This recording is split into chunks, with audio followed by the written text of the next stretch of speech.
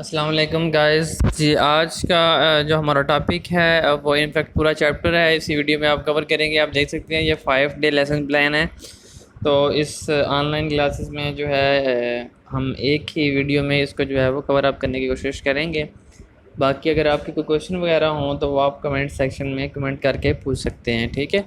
तो इसमें कोई इतने जो है कि ज़्यादा कंसेप्ट नहीं है, माइनर से कंसेप्ट हैं, ठीक है। और ये तो कोई इतना ज़्यादा इंपॉर्टेंट भी नहीं है, बट शॉर्ट डेफिनेशंस के हवाले से जो है, और ये क्योंकि इसमें ऑर्गेनिक कंपाउंड्स का इंट्रोडक्शन है सारा, उनके फैमिलीज़ हैं, नोमेनक्लेचर के बारे में भी थोड़ा बहुत आइडिया है।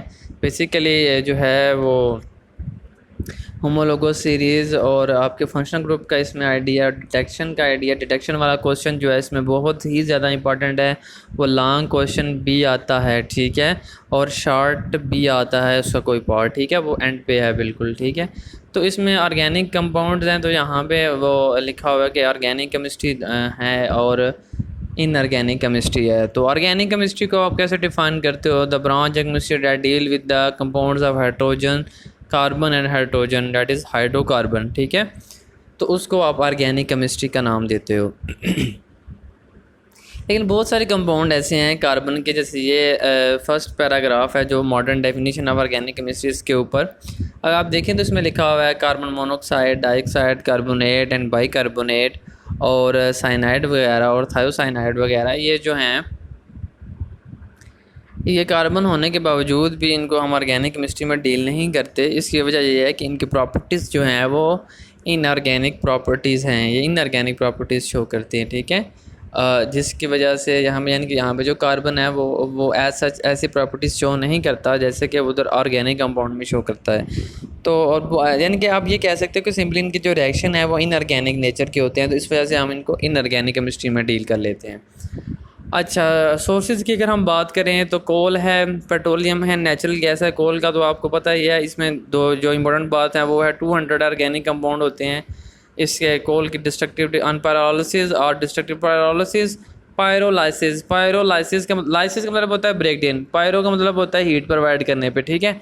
ये आप जो है ना पेट्रोकेमिकल इंडस्ट्री में ना जो ये देखोगे कोल की भी और पेट्रोलियम की। कोल का तो हम इसी जो है चैप्टर में आगे फ्लो शीट देखेंगे, और पेट्रोलियम की भी आप देखो। पेट्रोलियम क्या है? क्रूड ऑयल है, ठीक है, थिक ब्लैकी लिक्विड है, ठीक है, स्टिकी लिक्विड है, ब्लैक कलर का होता है। नेचुरल गैस क्या है? नेचुरल गैस ये तो बच्चों वाली बातें हैं। नेचुरल गैस जो है वो हम घरों में भी यूज़ करते हैं, as a source of power भी है। इसमें जो एक बात में बताने वाली है वो ये है कि इसमें 85% जो है वो मीथेन होती है, बाकी जो है वो माइनर गैसेस होती हैं, जैसे ईथेन है, प्रोपेन वगैरह, और ब्यूटेन भी हो सकती है। अच्छा, यहाँ पे जो है ये पार्शियल एंड टोटल सिंथेसिस वाला और ये प्लांट्स एंड नेचुरल प्रोडक्ट्स में 3 बातें जो आपने बहुत इंपॉर्टेंट है वो याद रखनी है। एक 3 तरह की चीज़ें होती हैं, एक होती है नेचुरल, एक होती है सिंथेटिक और एक होती है सेमी सिंथेटिक। नेचुरल क्या है? जो प्योरली नेचर में प्रेजेंट है, जैसे अगर कोई जड़ी बूटी है उसमें से हमने कोई एक्सट्रैक्ट किया है कोई केमिकल, तो वो नेचुरल है। अब सेमी सिंथेटिक क्या है? सेमी सिंथेटिक ये है कि तो उसको लिटिल बिट मॉडिफाई करना, होती वो ऑर्गेनिक नेचर की है, सॉरी नेचुरल नेचर की है, मतलब नेचर से हम लेते हैं, लेकिन उसकी एप्लीकेशन को इंक्रीज़ करने के लिए या किसी और पर्पज़ के लिए यूज़ करने के लिए हम उस जो नेचुरल प्रोडक्ट होती है उसमें कोई फंक्शनल ग्रुप चेंज कर देते हैं, कोई उसकी प्रॉपर्टीज़ चेंज करते हैं, यानी कि कुछ भी उसमें कुछ चेंज करके माइनर सा, तो उसको क्या कर देते हैं, उसको मॉडिफाई कर देते हैं। तो इसको हम क्या कहते हैं? Semi synthetic. और एक होती है सिंथेटिक, यानी कि एक सेमी सिंथेटिक है और एक सिंथेटिक है। सिंथेटिक कम्प्लीटली मैन मेड है। सेमी क्या थी? जिसमें हाफ पोर्शन नेचुरल था और हाफ आर्टिफिशियल था या मैन मेड था। और ये जो सिंथेटिक है इसमें नेचुरल कुछ भी नहीं है, सारी की सारी मैन मेड है। जैसे हम इंडस्ट्रीज़ में कोई चीज़ बनाते हैं तो वो सारी मैन मेड है, ठीक है। फर्मेंटेशन जो है ये बायोलॉजिकल प्रोसेस है जिसमें अल्कोहल वगैरह जो है और विटामिन्स वगैरह और एंटीबॉडीज़ वगैरह जो है प्रोड्यूस होती हैं in the presence of micro organisms, ठीक है। कोल की डिस्टिलेशन अगर हम देखें तो 2 तरह की डिस्टिलेशन है, डिस्ट्रक्टिव डिस्टिलेशन और फ्रैक्शनल डिस्टिलेशन। सबसे पहले समझ लेंगे डिस्टिलेशन क्या है। Separation on the base of boiling point is called distillation. For example हमारे पास एक सोल्यूशन है, दो उन्होंने कम जो है वो लिक्विड मिक्स किए हुए हैं, एक का बॉइलिंग पॉइंट 110 है, एक का 100 है।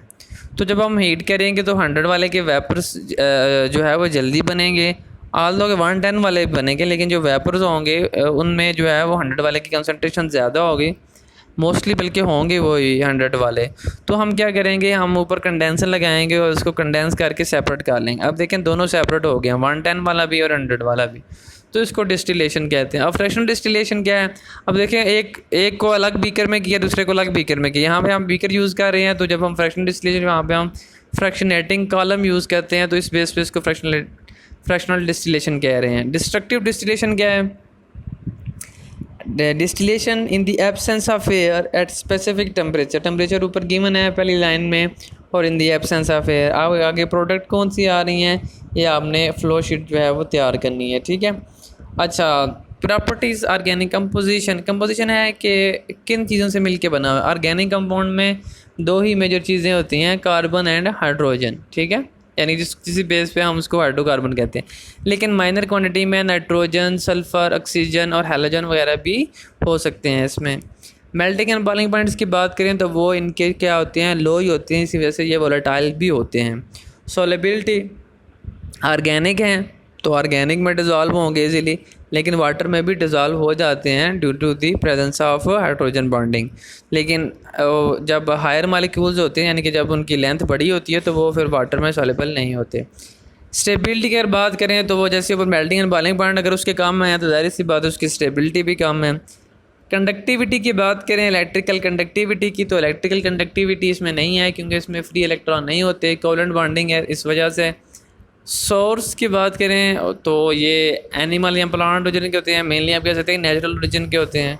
रेट ऑफ रिएक्शन स्लो होते हैं इनके, और ये स्पेसिफिक कंडीशन चाहिए होती हैं टू स्टार्ट अ रिएक्शन और टू कंप्लीट द रिएक्शन, ठीक है। यूजेस ऑफ ऑर्गेनिक कंपाउंड, इसमें कोई इतनी बड़ी बात नहीं है, ये फूड है, क्लॉथिंग है, शेल्टर है, पावर एंड ट्रांसपोर्टेशन है। देखिए पावर और ट्रांसपोर्टेशन में क्या आ रहा है, मीथेन सुई गैस जो है आपकी, ये पावर में आ जाएगी, ट्रांसपोर्टेशन पेट्रोल वगैरह में आ जाएंगे। मेडिसिन ड्रग्स हैं, एरिथ्रोमाइसिन है, जिथ्रोमाइसिन है, स्ट्रेप्टोमाइसिन है, क्लिथ्रोमाइसिन है, पेंसिलिन है, ठीक है, एंटी हिस्टामाइन है, मेट्रोनिडाजोल है, फेमिजोल है, मतलब ढेर सारी हैं मेडिसन है। जो जैसे आप ये कह सकते हैं कि फार्मास्यूटिकल इंडस्ट्री जो है या फार्मास्यूटिकल केमिस्ट्री जो है वो इसमें है, ठीक है। ऑर्गेनिक ये सारी हार्मोन एंड स्टीरॉयड जो बॉडी बिल्डर्स वगैरह यूज़ करते हैं, vitamins, water soluble, fat soluble, जो विटामिन्स की टाइप है, टाइप तो हम यहाँ पे नहीं डिस्कस करेंगे, बेसिकली हम ये बताएंगे कि ये ऑर्गेनिक, ये सारे एंजाइम भी ऑर्गेनिक है। एंटीसेप्टिक, जर्म्स को किल करने, जैसे अल्कोहल इन दिनों जो कोविड-19 है इसकी वजह से वो बहुत मशहूर है, ये सैनिटाइज़र वगैरह, तो वो एंटीसेप्टिक ही हैं। एनेस्थेटिक, बेहोश करने के लिए, पिगमेंट्स एंड डाइज, कलर वगैरह के लिए, पेपर एंड इंक्स अंडरस्टूड है। Perfumes and flavour, yes perfumes में क्या होते हैं, डिफरेंट स्मेल्स होती हैं, ठीक है। तो फ्लेवर का भी आपको पता है, यार मैं उस तरफ नहीं जा रहा, आई नो आपके जहन में आ गया होगा। बट परफ्यूम्स जो हैं वो इसमें डिफरेंट जो है स्मेल होती हैं, ठीक है। आप जब आप एस्टर को पढ़ेंगे ना तो एस्टर में वो फ्रूटी स्मेल होती है, हर एक एस्टर की जो है ना हर एक फ्रूट की तरह की स्मेल होती है, बड़े मज़े की। खैर anyhow, propellants and explosive, ये जैसे TNT है आपका, ट्राइनाडोटोलिन, ये एक्सप्लोसिव मटेरियल है। Soap, detergents, herbicide, photography film, ये biological problems in organic chemistry, वो ये कह रहा है कि ये हमारी बॉडी में जो है वो केमिकल रिएक्शन जो हो रहे होते हैं मेटाबॉलिज्म में, वो ऑर्गेनिक इन नेचर होते हैं। ये लास्ट टाइम में लिखा हुआ है, these changes happen in metabolism and for example organic reaction are involve in formation of tissue and foods, these happen in metabolism and growth process, ठीक है। तो ये बहुत इंपॉर्टेंट है, इसमें आपने 3 बातें जो हैं वो बतानी है बस, ठीक है। मतलब 3 बातें जो हैं इसकी बैकबोन है, बाकी लिखना है आपने सारा। एक, इसका नाम क्यों है ये बकी बाल का नाम जो है वो बकी मिनिस्टर फुलरीन के नाम से है, ठीक है। दूसरा, इसमें कितने कार्बन होते हैं, रेंज 40 से 60, केज लाइक स्ट्रक्चर होता है। तीसरी बात, सिंपलेस्ट ऑफ देम जो है वो C60 पे कंसिस्ट है। और आखिरी बात जो है, इसका स्ट्रक्चर कौन सा होता है, पेंटागोन या हेक्सागोन। अब ये बकी बाल आप ज़्यादा, जिस तरह फुटबॉल है इस तरह ये बॉल लाइक स्ट्रक्चर बिल्कुल उसी तरह का ये समझे, तो इस वजह से इसको बकी बाल कहते हैं। फंक्शनल ग्रुप, अगर हम फंक्शनल ग्रुप की बात करते हैं तो फंक्शनल ग्रुप क्या है जी, जैसे एक फंक्शन अगर आर ग्रुप है जर्नल, उसके साथ अगर आप OH लगा दो तो वो अल्कोहल बन जाएगा। अगर आप उसके बाद C डबल बॉन्ड OH लगा दो तो कार्बोक्सिलिक एसिड बन जाएगा। यानी कि एक बेसिक पेरेंट चेन सेम है, लेकिन उसके साथ अगर आप एक ग्रुप अटैच करते हो जो उसकी सारी केमिस्ट्री को चेंज कर देता है, यानी उसके सारे केमिकल रिएक्शन चेंज हो जाते हैं, उसका नाम चेंज हो जाता है और उसका ओरिजिन समझे, और हर चीज़ ही चेंज हो जाती है। अब ये क्या चीज़ है, जैसे हमारी फैमिलीज़ होती हैं, हर एक कास्ट होती है बेसिकली, तो हर एक कास्ट के बारे में हमने कुछ ना कुछ जो है वो टैग दिया होता है कि फ़लाँ ऐसे हैं, फ़लाँ ऐसे हैं, व्हाट्सएवर। मैं just for the sake of understanding आपको समझा रहा हूँ। तो इसमें फंक्शनल ग्रुप में क्या है, जब OH का टैग लग गया साथ तो इट्स मीन वो अल्कोहल फैमिली होगी। अब उसके रिएक्शन दूसरे वालों से अलग हो गए, उसकी प्रॉपर्टीज़ दूसरे वालों से अलग हो गई, केमिकल भी फिज़िकल भी, कुछ सेम भी हो सकती है। जैसे सिंपल अगर हम एग्जांपल लें, अगर सिंगल बॉन्ड है तो अल्केन है, अगर डबल बॉन्ड है तो अल्कीन है, ट्रिपल बॉन्ड है तो अल्काइन है। अब इनके रिएक्शन देखें, या आपने 10th में पढ़े भी होंगे, तो इनके रिएक्शंस क्या होते हैं, रिएक्शन डिफरेंट है, नेम डिफरेंट है, ठीक है, लेकिन कुछ प्रॉपर्टीज सिमिलर भी हो सकती हैं। जैसे हाइड्रोजनेशन की अगर बात करें तो अल्कीन में भी हो सकती है, अल्काइन में भी हो सकती है, ठीक है। खैर आगे चलते हैं, ये 3 पॉइंट्स इसके बहुत इंपॉर्टेंट है। The functional group as a base for nomenclature, जैसे मैंने आपको ऊपर बता दी, जैसे अल्केन के लिए सिंगल है, अल्कीन डबल बॉन्ड होगा तो अल्कीन है, ट्रिपल बॉन्ड होगा अल्काइन है। अगर आर के साथ OH होगा अल्कोहल है, अगर कार्बोक्सिलिक ग्रुप अटैच होगा तो हम कहेंगे ये कार्बोक्सिलिक है। फिर कौन सा है वो बात की बात है। Functional group serve as a compound into class and families, all compound with the same functional group belong to same family. अगर RCH3OH है तो वो भी अल्कोहल है। अगर CH3 CH2 CH2 CH2 CH2 CH2 जितने मर्जी CH2 लगे हों, एंड पे अगर OH लगा हो तो वो भी अल्कोहल फैमिली का ही है, ठीक है। Functional group is a site of chemical, जी ये बहुत इंपॉर्टेंट बात है कि इसमें केमिकल रिएक्टिविटी जो है वो डिसाइड, जैसे मैंने आपको बताया कि अल्कीन है तो उसके रिएक्शन अलग होंगे, अल्काइन के अलग होंगे, अल्कीन के अलग होंगे, इसी तरह हर फंक्शनल ग्रुप के जो हैं वो अलग होंगे। अच्छा, a molecule can contain more than one functional group, it is then said to be a polyfunctional and the properties of each functional group may be modified by the presence of other। हाँ जी, कहता है कि for example alcohol, जैसे aldol condensation reaction है ना, वो आप आगे पढ़ोगे एल्डिहाइड एंड कीटोन के चैप्टर, उसमें C डबल बॉन्ड O भी होता है, यानी कि एल्डिहाइड ग्रुप अल्डोल है ना, तो एल्डिहाइड भी है और ओल अल्कोहल भी है, तो दोनों ग्रुप उसमें प्रेजेंट होते हैं, तो उनकी जो केमिस्ट्री है वो आगे वेरी कर सकती है, यानी कि उनके रिएक्शन चेंज हो सकते हैं, क्योंकि वो दोनों प्रेजेंट होते हैं, तो दोनों के इन्फ्लुएंस से वो एक दूसरे को डिस्टर्ब करते रहते हैं। हैरानी हो, आगे चलते हैं जी। ये स्ट्रक्चर हैं, फैमिलीज़ के नेम हैं, सिंपल एग्जांपल्स हैं, ये आपने याद करना। जैसे आपको ये पता है ना कि सिंगल बॉन्ड हो तो अल्कीन है, डबल हो तो सिंगल बॉन्ड हो तो अल्कीन है, डबल हो तो अल्कीन है, ट्रिपल हो तो अल्काइन है। इस तरह ये अगर बेंजीन है, एक सिंगल बेंजीन रिंग है या डबल बेंजीन साथ अटैच हैं या 3 बेंजीन अटैच हैं, तो ये जो फैमिली है बेंजीन की, इसको जनरली एरीन का नाम दिया जाता है। हैलाइड क्या है जी, अगर हैलोजन अटैच होंगे आर के साथ तो हैलाइड फैमिली है, अगर आर ग्रुप के साथ जो है ओ अटैच होगा तो अल्कोहल फैमिली है। ईथर क्या है जी, ROR। अच्छा, ईथर और इधर सल्फाइड में मैं आपको जो है ना एक सिमिलरिटी बता रहा हूँ। देखिए ईथर में क्या है, ROR है, यहाँ COC है, ठीक है, C को मैं R कह रहा हूँ। इधर क्या है सल्फाइड, वहाँ पे सेंटर में O है, यहाँ पे सेंटर में S है, ये याद रख लें। और अमाइन, अमाइन का मतलब है RNH2। अच्छा, एक अमाइन है, दूसरी अमाइड है, वो भी दिखाता हूँ आपको, ये आगे है, ये 3rd नंबर पे है, RC डबल बॉन्ड ONH2। और उसमें क्या है जी, उसमें RNH2। दोनों में क्या फ़र्क है, अगर अल्काइन जो अल्केन पोर्शन है उसका, सॉरी हाइड्रोकार्बिक कार्बन वाला पोर्शन है, R वाला जो पोर्शन है, अगर उसके साथ NH2 अटैच है तो वो अमाइन है। अगर NH2 अटैच होने से पहले कार्बोनाइल कार्बन भी आ जाता है तो वो क्या हो जाएगा, अमाइड हो जाएगा। ठीक है, तो दोनों में आपने कंफ्यूज नहीं होना, अमाइन और अमाइड में। ठीक है, नाइट्राइल है, अगर साइनाइड ग्रुप अटैच है तो वो नाइट्राइल है, C ट्रिपल बॉन्ड N। अगर नाइट्रो ग्रुप यानी कि NO2 नेगेटिव अटैच है तो वो नाइट्रो है, नाइट्रोमीथेन है या जो भी है। सल्फ ऑक्साइड, अब वहाँ पे ऊपर सिर्फ एस था, यहाँ पे ऑक्साइड आ गया तो समझो एक ऑक्सीजन भी आ गई। इसको स्ट्रक्चर है, स्ट्रक्चर को अपने रट्टा मारना है। ठीक है, सल्फोन है, 2 ऑक्सीजन आ गए हैं, दोनों के ऊपर नेगेटिव चार्जेस हैं। थायोल, अच्छा ऊपर आपने पढ़ा भी था, अगर मैं आपको स्टार्ट में बताऊं, थायोसाइनाइड HCN। ठीक है, तो थायो जो होता है ना वो बेसिकली सल्फ़र के लिए यूज़ होता है, लेकिन जो थायोल है ना वो थायोल फैमिली है एक, इसमें अल्काइल हाइड्रोकार्बन चेन के साथ SH अटैच होता है। कार्बोनाइल C डबल बॉन्ड हुआ है, अल्डिहाइड आप पहले पढ़ चुके हो, कीटोन भी पहले पढ़ चुके हो।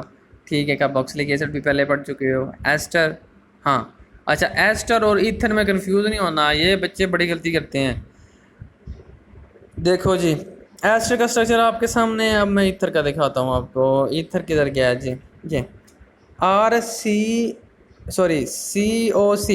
ठीक है, यहाँ पे COC से पहले यानी कि O से पहले क्या आ रहा है, कार्बोनाइल कार्बन बीच में आ रहा है, वहाँ पे कार्बोनाइल कार्बन कोई नहीं है। बच्चे क्या करते हैं, एस्टर को ईथर और ईथर को एस्टर बना देते हैं। ठीक होगी, आगे आगे अमाइड के बाद हो गई है, अमाइड को डिस्कस कर लिया है। Carboxylic acid chloride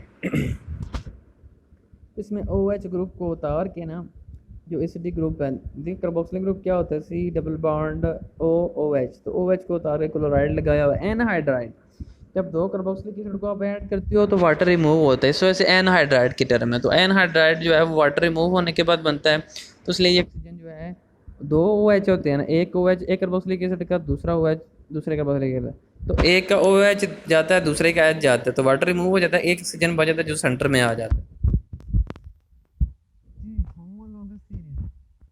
Homologous series is a series of compound in which adjacent member differ by CH2 units.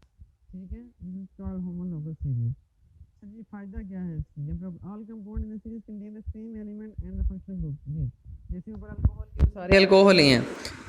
Series can be represented by general formula, जैसे हमने सिंपल अल्केन और अल्कीन और अल्काइन के general formulas पढ़े थे। ठीक है, they have the same property, all compound in series have be prepared by simple method. ठीक है, the molecular formula of each homologous series differ from the above by CH2 unit. बिल्कुल जी, जैसे देखें जी, मिथाइल अल्कोहल है ना CH3OH है, ethyl alcohol क्या है CH3CH2OH। तो इसमें क्या चीज़ ऐड हो रही है, इसमें सिर्फ CH2 ऐड हो रहा है।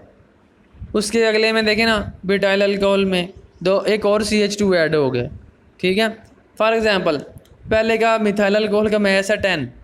ठीक है, दूसरे का मैस कितना होगा 10 प्लस मैस ऑफ CH2। ठीक है, तीसरे का मैस कितना होगा, फॉर एग्जांपल सेकंड का मैस है हमारे पास 20।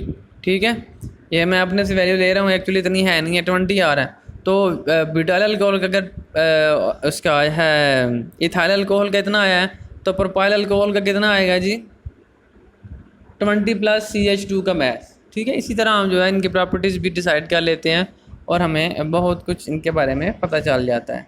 बट आपने बेसिकली यही प्रॉपर्टीज़ जो 5 मेंशन है यही याद करनी है, 6 हैं sorry. There is a gradual variation in physical property with increase in molecular weight. जी बिल्कुल, क्यों, इनकी सॉलेबिलिटी वेरी कर जाएगी। जैसे मैंने आपको पहले बताया ना, अल्कोहल है ना तो ये लिटिल बिट वाटर सॉलेबल हो सकता है। ठीक है, हाइड्रोजन बांधने की वजह से, लेकिन जैसे बड़ा अल्कोहल होता जाएगा तो वो सॉलेबल नहीं होगा। रिडक्शन ऑफ एलिमेंट, ये बहुत इंपॉर्टेंट क्वेश्चन है, very important question. Hydrocarbon compound है तो उसमें ज़ाहिर सी बात है कार्बन होगा, हाइड्रोजन होगा, ये 2 तो मस्ट होंगे, बाकी भी होंगे, वो बाकी बाद में देखते हैं। सबसे पहले कार्बन के लिए जब हम टेस्ट करते हैं ना, तो हम कार्बन को CO के साथ, कॉपर ऑक्साइड के साथ रिएक्ट करवाते हैं। जब कॉपर ऑक्साइड के साथ रिएक्ट करवाते हैं तो वो CO2 गैस बनाता है। CO2 गैस को जब हम लाइम वाटर के साथ रिएक्ट करते हैं, अगर लाइम वाटर यानी कि रिएक्ट करने के बाद उसका रंग जो है वो मिल्की हो जाए, ठीक है, जैसे दूध का होता है वाइट सा हो जाए, सोल्यूशन का जो कलर है वो वाइट हो जाए, तो इससे हमें श्योर हो जाएगा कि इसमें कार्बन प्रेजेंट है। सेम प्रोसीजर अडॉप्ट करेंगे हाइड्रोजन के लिए।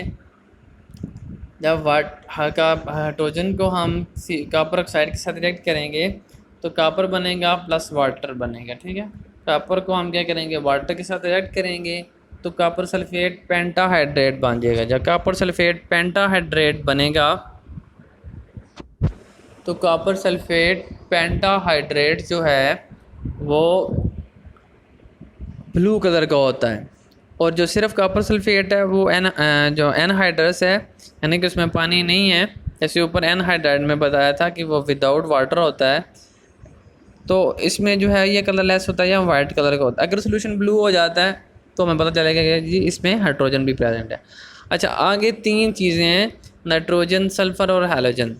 तो इनकी टेस्ट करने के लिए हम लिजाइन सोल्यूशन प्रिपेयर करते हैं। इसका प्रोसीजर जो है वो याद करना लाजमी है, बहुत इंपॉर्टेंट है। ये शॉर्ट में भी आ जाता है इंडिविजुअली, वैसे ये लॉन्ग में आते हैं सारा, ये detection of elements in organic compound जी। तो इसमें क्या है, सबसे पहले हमने सोडियम मेटल लेनी है, देन इसको फ्यूजन ट्यूब में पुट करें। फ्यूजन ट्यूब में पुट करने के बाद इसको थोड़ा सा हीट करें ताकि मेल्ट हो जाए। देन इसमें small amount of organic compound add कर दें। उसके बाद इसको रेड हॉट तक होने दें, मतलब हीट अप करें। उसके बाद चाइना डिश लें, उसमें 20 cm³ डिस्टिल्ड वाटर ऐड करें। डिस्टिल्ड वाटर जब ऐड हो जाए तो फिर क्या करें, आप होल्डर से फ्यूजन ट्यूब उठाएँ, देन उसको ब्रेक करें उसमें 20 cm³ वाटर में जो कि चाइना डिश में है। अब दोनों को स्टीर करें, हल हो जाएंगे। देन उसके बाद इसके 3 पोर्शन बना लें, क्योंकि 3 चीज़ें आपने टेस्ट करनी है, 3 पोर्शन बना लें। अच्छा, नाइट्रोजन के लिए अगर आप टेस्ट कर रहे हैं जी, तो सोडियम ऑलरेडी प्रेजेंट है, कार्बन तो हो गई, क्योंकि सोडियम हमने ऐड किया है तो कार्बन तो ऑलरेडी है। अगर नाइट्रोजन प्रेजेंट है तो सोडियम साइनाइड बन जाएगा। सोडियम साइनाइड को आप अब जब FeSO4 के साथ रिएक्ट करवाओगे तो एक कोऑर्डिनेशन कंपाउंड बन जाएगा, ठीक है। सोडियम साइनोफिरेट है ये, ठीक है। आपने नाम ने याद करने हैं इनके, ये हम सेकंड चैप्टर में डिटेल में देखेंगे कोऑर्डिनेशन केमिस्ट्री में, ठीक है। बस आप फिलहाल ये याद रख लो कि ये कोऑर्डिनेशन कंपाउंड है।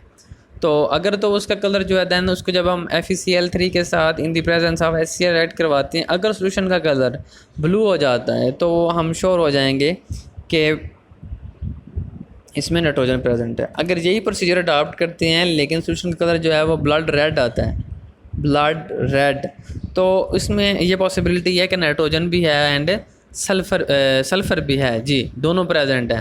तो सल्फ़र के लिए हम क्या करेंगे, फिर उसमें एसिटिक एसिड ऐड करें। जब एसिटिक एसिड ऐड करेंगे तो हाइड्रोजन सल्फाइड गैस वहाँ से एक्सपेल होना या वहाँ से निकलना शुरू हो जाएगी, ठीक है।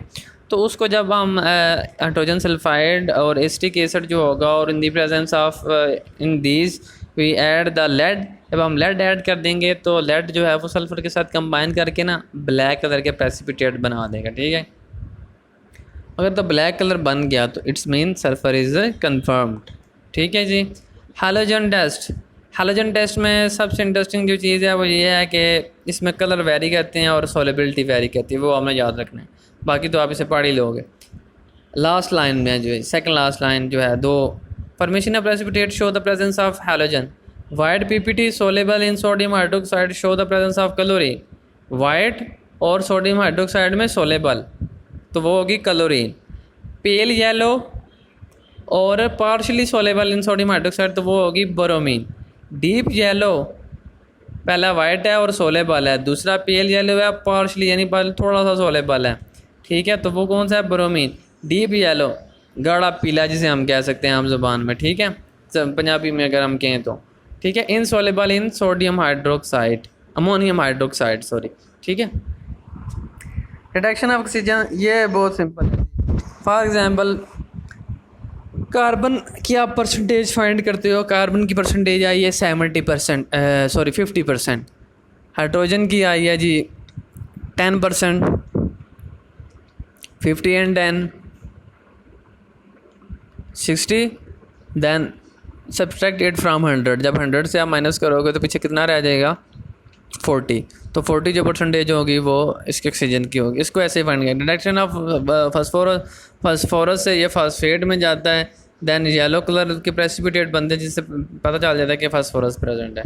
मेटल का क्या है जनाब, उसको जनाब सही तरह हीट अप करते रहो और जब हीट होना रुक जाएगी, मतलब वो मेटल जलना रुक जाएगी, तो समझो कि ये जो मटेरियल है इसमें मेटल है। An incombustible residue indicate the presence of metal in the substance, ठीक है। अच्छा, सोसाइटी टेक्नोलॉजी एंड साइंस है, ये आपने रीड कर लेनी है। इसमें अगर कोई क्वेश्चन है आपका या कुछ समझ नहीं आया तो आप कमेंट सेक्शन में कमेंट कर सकते हैं। ओके जी, अल्लाह हाफिज़।